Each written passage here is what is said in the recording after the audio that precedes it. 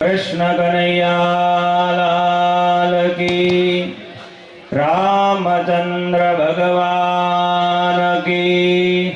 कीर्तनोथी main बजार ने गजावता अनेक लोको घर में पुरायेला होय, दुकान ની અંદર કામ કરતા હોય અને એમને જોવા માટે આતુર કરી અને દોડી અને રોડ ઉપર લાવી દે એવી આપણી આ ગૌ મહોત્સવની પૂર્વ સંધ્યાની આપણી આ પોથી યાત્રા વાજતે ગાજતે આજે આપણો આ વૃંદાવન સભા મંડપ એની અંદર જ્યારે વિરામ લે છે ત્યારે વ્યાસ સ્વરૂપ પોથીજી આજે જજમાન ભક્તો હોય, જજમાન બહેનો હોય, પોતાના મસ્તક ઉપર ધારણ કરી દિવ્ય આપણા મહોત્સવનો પ્રારંભ અહીંયાથી થઈ ચૂક્યો છે।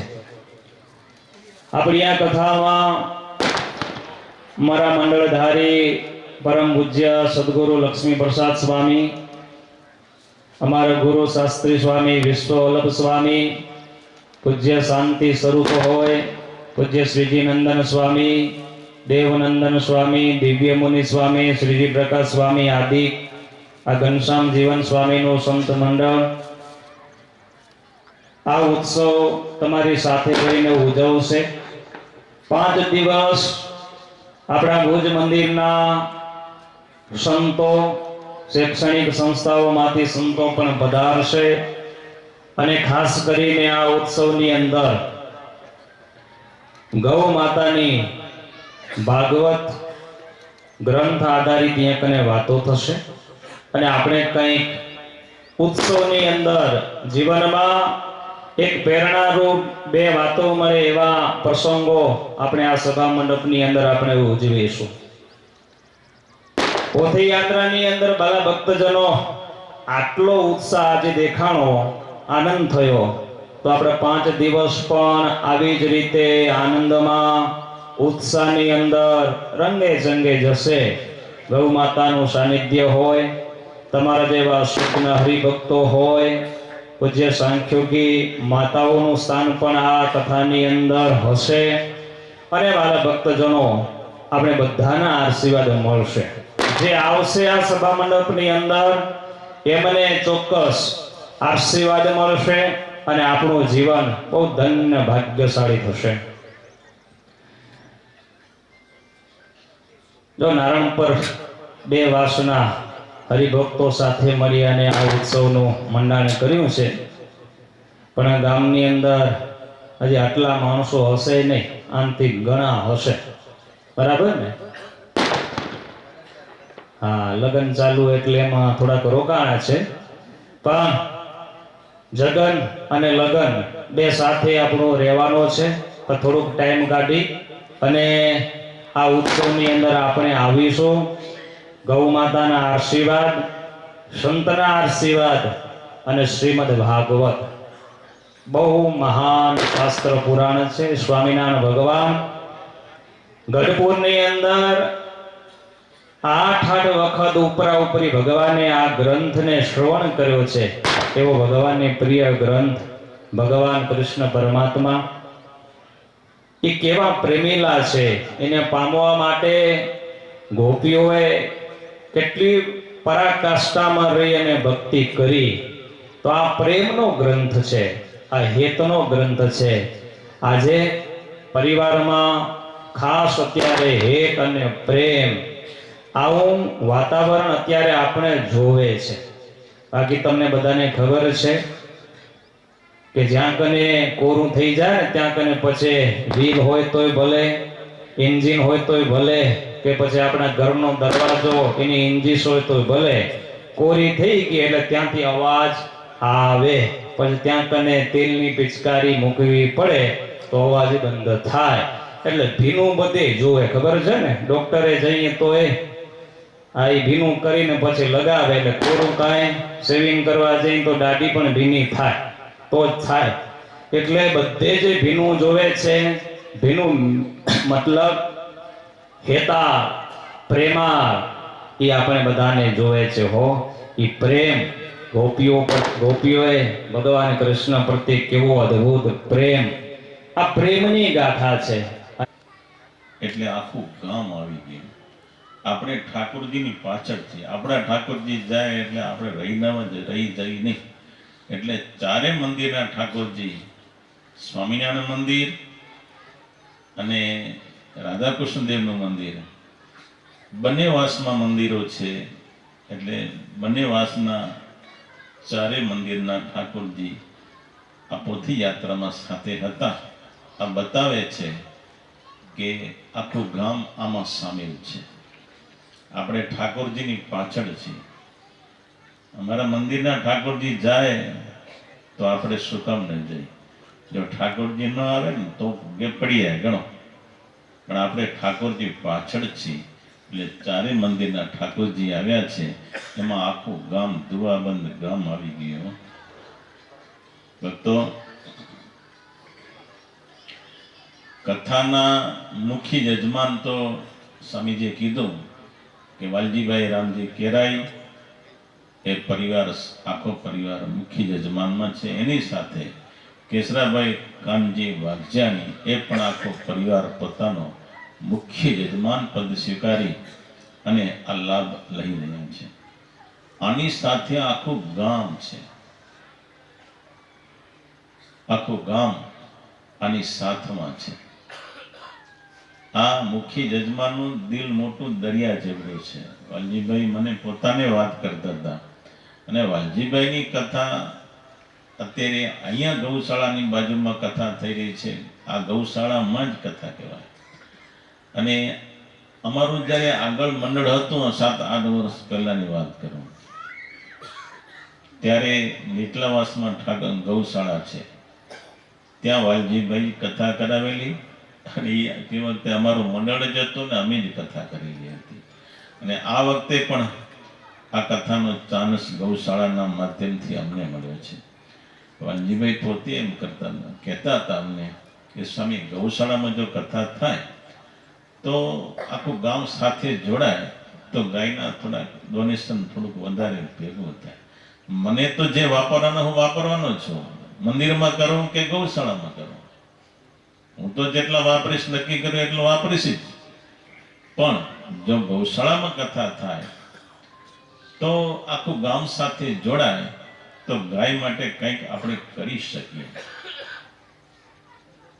પહેલા એને નીચલાવાસમાં ગૌશાળા, ત્યાં પણ આ રીતે જ કથા કરેલી, ત્યાં પણ સારું ડોનેશન ભેગું થયું હતું. અને અહીંયા આજે કથાનું આયોજન કર્યું છે તો ભગવાન ભેગા છે, ચોક્કસ પૈસા થશે ગાય માટે. એક વાત તમને કહી દઉં, આ ગામ બંને વાસના હરિભક્તો એક છે. આ કથાના માધ્યમથી ખબર પડી જાય છે આ ગામમાં કોઈ તિરાડ નથી, બે વાસમાં તિરાડ નથી.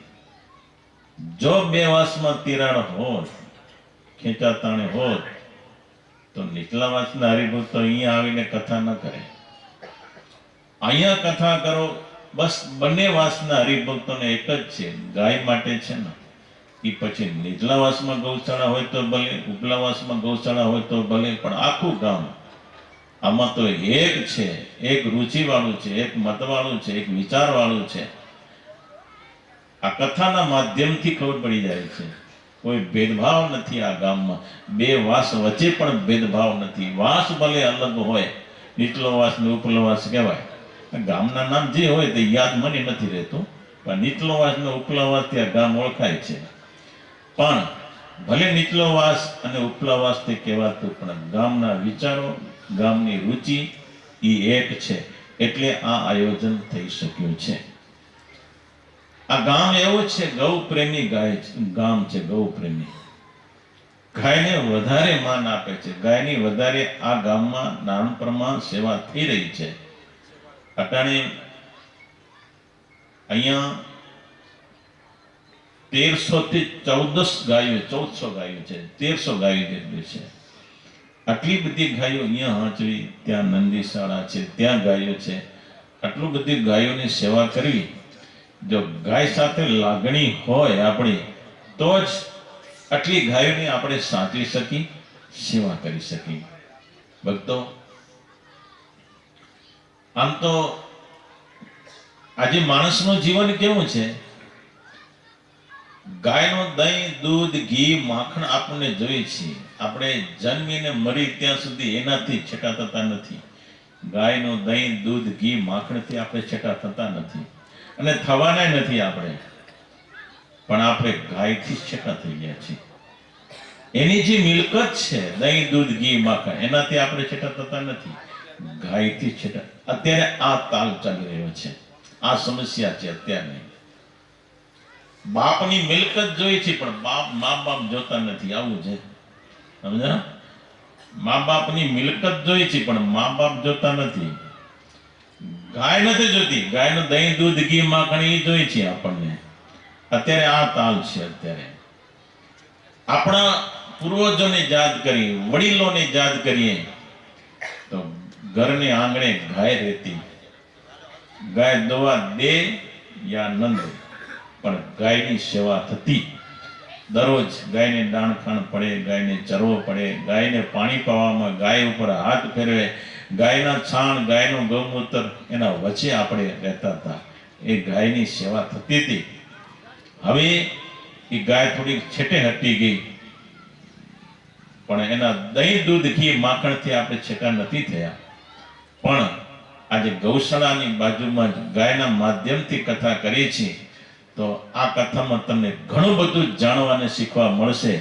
ગાયનું દૂધ જેટલું મહત્વનું છે, એટલું ગાયનું છાણ અને ગાયનું ગૌમૂત્ર એટલું ને એટલું મહત્વનું છે. એ શાસ્ત્રો ને પુરાણના આધારે અહીંયા વાતો થશે કે ગાયનું ગૌમૂત્ર અને ગાયનું છાણ કેટલું કામ કરે છે. અહીંયા પ્રસંગોપાત આ કથા દરમિયાન આપણને જાણવા, શીખવા મળશે, સાંભળવા મળશે. પણ આપણા વડીલો ભણેલા નહોતા, અભણ હતા. ખેતીવાડી અને ગાયો, પશુધન વચ્ચે જિંદગી ગુજારી છે. એને ગાયોની સેવા કરી છે, બળદોની સેવાઓ કરી છે. આપણે બળદોથી, ગાયોથી છેટા હટી ગયા છે. એક સમય એવો છે, આજે ઘરે ગાયો હાચવી થોડુંક અઘરું પણ પડે છે. ઘણી બધી સમસ્યા હોય. સુવિધા હોય, ગાય આપણે રાખી શકીએ, તો ઘરવાળા કહે છે ઘર મારતે નહીં થાય, કઈ છોકરી ન મળે, છોકરી ગાયો તો નહીં આવે. આ સમસ્યા ઘણી છે અત્યારે. માંડવીમાં જાઓ ને તો માંડવીમાં છોકરી એમ કે છે વાડી છે, ગાય તો જ નથી નીચું. આવું હોવું જોઈએ ગામો ગામ. હવે એ નથી. હવે પણ ભક્તો, ભલે કદાચ આપણા ઘરની આંગણે ગાય ન રાખી શકીએ આપણે અમુક કારણોના કારણે, એ રીતે ગાયની સેવા ન થઈ શકે કદાચ, પણ હું એમ કહું છું, આજે બંને વાસમાં ગૌશાળાઓ ચાલી રહી છે. તો એ ગૌશાળામાં ગાયું ઊભી છે ને, તો આપણે એ ગાયની પણ આપણે સેવા કરી શકશું. ગાય દૂધ દે કે યા ન દે, આજે સ્વાર્થનો સંસાર છે. ગાય દવા દે તો એ દાણખાણ પડે ને ચરો પડે, નહીં તો છૂટી મૂકી દે. પણ સેવા કરવી હોય ગાયની તો નિસ્વાર્થે સેવા થાય. સ્વાર્થ રાખીને સેવા કરી સેવા નથી, નિસ્વાર્થે સેવા થાય. અહીંયા ગૌશાળામાં જેટલી ગાયો છે, એના માટે જે સેવા થાય છે ને, એ નિસ્વાર્થ, કોઈ સ્વાર્થ આમાં નથી. નિસ્વાર્થે જે સેવા થાય એ જ સાચા અર્થમાં સેવા છે. તો આપણે ઘરે આંગણે ભલે કદાચ ગાયને ન રાખી શકીએ, પણ આ ગૌશાળામાં તો ગાયો છે ને, આપણને સેવા કરવી છે ને, તો સેવા થઈ શકે છે. તમે કદાચ ગાયને ચારો ન નાખી શકો, ગાયનું છાણ વાસું તો તમે ન કરી શકો, તો અહીંયા તો બધું થાય છે. પણ એ ક્યારે થાય છે? એમને એમ ન થાય ભક્તો. આની પાછળ પીઠબળ હોય આપણું ધનનું. તન મન ને ધનથી સમર્પિત હોય ને, તો જ ગાયની સેવા થાય. આજે હરિભક્તો નાનપણના બંને ગૌશાળામાં ઉપલાવાસમાં રહેતા હોય એને એવું નથી કે અહીંયા ગૌશાળામાં સેવા કરવી, નીચલાવાસમાં કરી આવે. નીચલાવાસમાં હરિભક્તો રહેતા એને એવું નથી કે અહીંયા સેવા ના કરે, અહીંયા સેવા કરી જાય. ગાયનો પ્રશ્ન જ્યાં ઉભો થાય છે ત્યાં આ વાસ કે નીચલો વાસ ઉપલો વાસ રહેતો જ નથી. ગાય એટલે ગમે ત્યાં હોય, અમે ગૌ માતાના સંતાન છીએ. આપણા હિન્દુ સનાતન ધર્મના પાયામાં ગાય મુખ્ય છે. તો આજે ગાયની સેવા આપણા જીવનમાં જો ન હોય તો આપણે હિન્દુ તત્વને આપણે સમજી નથી શક્યા, આપણા સનાતન ધર્મને આપણે સમજી શક્યા નથી. ત્યારે આજે 5 દિવસ સુધી આ જગ્યાએ ભાગવત કથાના માધ્યમથી જ દિલ ખોલીને ગાયનો મહિમા ગવાશે. અને એ મહિમા ખાલી બોલવા પૂરતો નહીં હોય, શાસ્ત્ર અને પુરાણના આધારે પ્રમાણ આપીને ગાયનો મહિમા ગવાશે. ત્યારે એ મહિમા સાંભળશો ત્યારે નાનપણના તમામ હરિભક્તોને અમારી એક ભલામણ છે. જો અહીંયા રસોડો ચાલુ છે, ભોજન ને ભજન બે છે. ભજન કરજો, ભોજન લેજો, પણ આ ભોજન કોઈ વ્યક્તિગત નથી. આ ગૌશાળાના માધ્યમથી કથા થઈ રહી છે. તો આપણે ભલે અહીંયા કદાચ બે પ્રસાદ લેશું જરા, પણ એના વળતરમાં શું તો કે સામે ગાયું ઊભ્યું છે, ગાયોની સેવા કરજો. મારી આટલી જ ભલામણ છે. આપણે સંપત્તિ, આપણો પૈસો, આપણું જીવન ગાય માતાની સેવા કરવાથી લેખી લાગશે. તો નાનપણના કોઈ પરિવાર રહી ન જાય કે આ કથાના માધ્યમથી આપણી આ ગૌશાળામાં સેવા નથી, કોઈ પરિવાર ન રહી જાય એવી અમારી અહીંથી ભલામણ છે. તો 5 દિવસ સુધી આપણી કથાનું આયોજન છે. બધા હરિભક્તોને વિનંતી છે, નાનપણમાં ખેતીવાડી વાળા હરિભક્તો ઘણા છે, તો ખેતીવાડી વાળા હરિભક્તો હોય, વિદેશથી હરિભક્તો આવેલા હોય, તમામ હરિભક્તોને અમારી એક ભલામણ છે, તમારું જે કામકાજ આગળ પાછું કરી આ ટાઈમ સાચવજો કથાનું. જેટલી કથામાં વધારે તમારી હાજરી રહેશે એટલી વક્તાને તમારી આગળ ગાયનો મહિમા કહેવાનો ખૂબ આનંદ આવશે. આગળ હરિભક્તો જ ન હોય તો તમને ખબર છે ને, અમારા મોઢામાંથી જે નીકળવાનું નીકળે નહીં. જે એક ઉત્સાહ હોય વક્તાને, જે કહેવાની ઉત્સાહ હોય, એ બધી એમને હૃદયમાં રહી જાય. આમાં ઓડિયન્સ જો હોય, શ્રોતા હોવા જોઈએ. એટલે બધા હરિભક્તોને વિનંતી છે, આજની પોથી યાત્રા જેટલી ધામધૂમથી થઈ છે એટલા આપણા 5 દિવસ આવતીકાલથી કથાનો પ્રારંભ થઈ રહ્યો છે. તો બધા હરિભક્તો તન, મન અને ધનથી આ કથામાં પૂરેપૂરો લાભ લેજો. અને લાભ લઈશું તો ગૌ માતા ગવામ મંગેસુ તિષ્ઠંતિ સર્વે દેવ ગણાયપી તથા સર્વાણી તીર્થાની તાસુ તિષ્ઠંતિ સર્વદા. ગાયના શરીરમાં 33 કોટી દેવોનો વાસ છે, સ્કંદ પુરાણ કહે છે. ગાયના શરીરમાં તમામ તીર્થોનો વાસ છે, સ્કંદ પુરાણ કહે છે. ત્યારે એક ગાય માતાની જો સેવા કરશું આ જગ્યાએના, તો આ તો 33 કોટી દેવો આપણા ઉપર રાજી થશે, તીર્થો આપણા ઉપર રાજી થશે. માટે રાજીપો લેવા માટે તન મન ધનથી આ ઉત્સવની અંદર સેવા કરજો. આટલું કહી મારી વાણીને વિરામ આપું છું.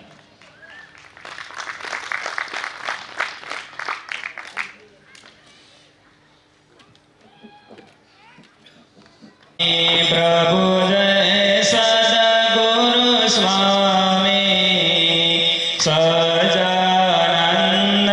દયાળુ, સજાનંદ દયાળુ, બળવંત નામી ચરણ શરો ધત મારા વંદો કર જોડી.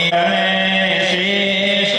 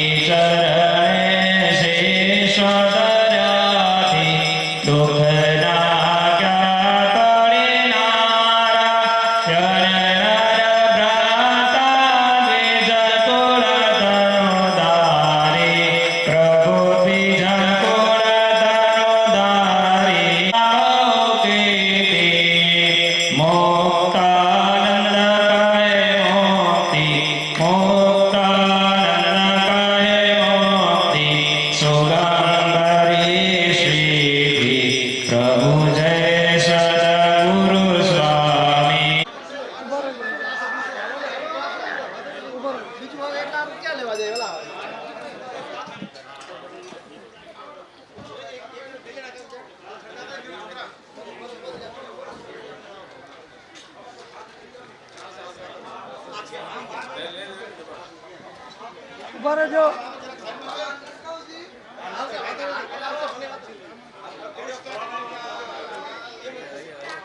સમજો. લઈ લે સામી આ ટેકનમ બધા